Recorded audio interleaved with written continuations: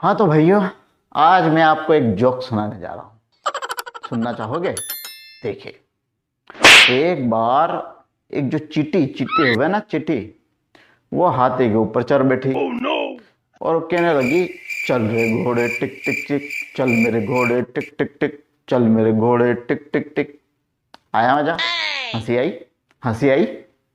हाँ, ऐसे ही जोकों पर, इस तरीके के जोक पर कौन हंसता है? वही वही जो 2-2 रुपट्टी का गांजा फूकते हैं। समझ गए ना मैं किसकी बात कर रहा हूं? अभी चर्चा में है stand up comedian Munawar Faruqui, और उनके जैसे कौन है वो, कामरा काबरा क्या नाम है पता नहीं, क्योंकि इन लोगों के नाम याद रखते नहीं है।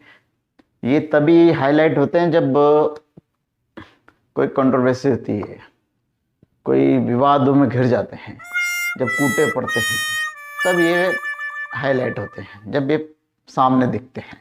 बाकी इनको कोई पहचानता ही नहीं है। इन्होंने गंदी गंदी गालियां अपने जोक्स में देना शुरू करी जब हमारी भारतीय संस्कृति और यहाँ इस संस्कृति से जुड़े हुए देवी देवताओं को अभद्र टिप्पणियां करना शुरू की, तब जाके ये हाईलाइट हुए।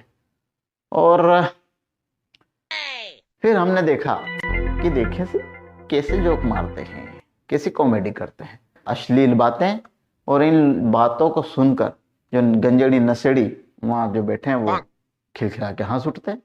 इस देश में इतने टैलेंटेड अच्छे अच्छे कॉमेडियन हैं जिनको सुनकर हंसी भी आती है और लगता भी है कि कॉमेडियन है। लेकिन ये जो कुछ गिने चुने, जो कुछ वामपंथनों और वामपंथियों और इस टाइप की गैंगों के द्वारा से मिलन से उपजे कुछ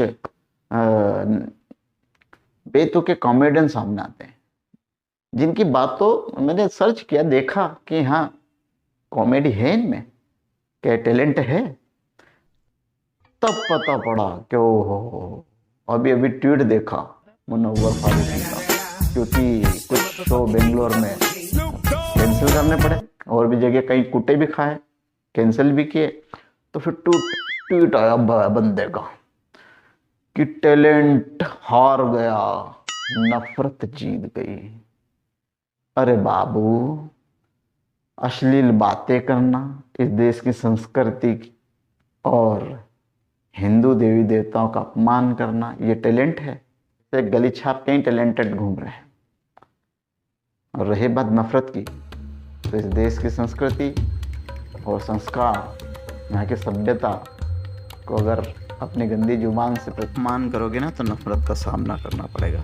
नग्नता फैलाने वाले, गंदगी फैलाने वाले अभिनय को टैलेंट कहने वाले कुछ जो रिटायर्ड हो गई हैं, कुछ जो थक गई हैं, अपने आप को कलाकार, तथाकथित कलाकार कहने वाली, जैसे अभी नाम लें स्वरा भास्कर, संभाल कुड़ी उंगली संभाल रे, उंगली संभाल कुड़ी उंगली संभाल, वैसे लोग ट्विटर पे आके ज्ञान झाड़ते हैं। जिनका ज्ञान, जिनका टैलेंट, जिनकी प्रतिभा फिल्मों में जो अपना जोर नहीं दिखा पाए, वो लोग प्रसिद्ध होने के लिए इस देश का खाते हैं, इस देश में रहते हैं और यहीं के लोगों के बीच में रहते हैं और उन्हीं की बुराई करके अपना पेट पालने की कोशिश करते हैं। और फिल्मों में या किसी सीरियलों में तो अपना जोर आजमा कर जिंदगी फैलाने वाली बातों पर अगर नफरत की जाए, तो ये नफरत होनी चाहिए। धन्यवाद।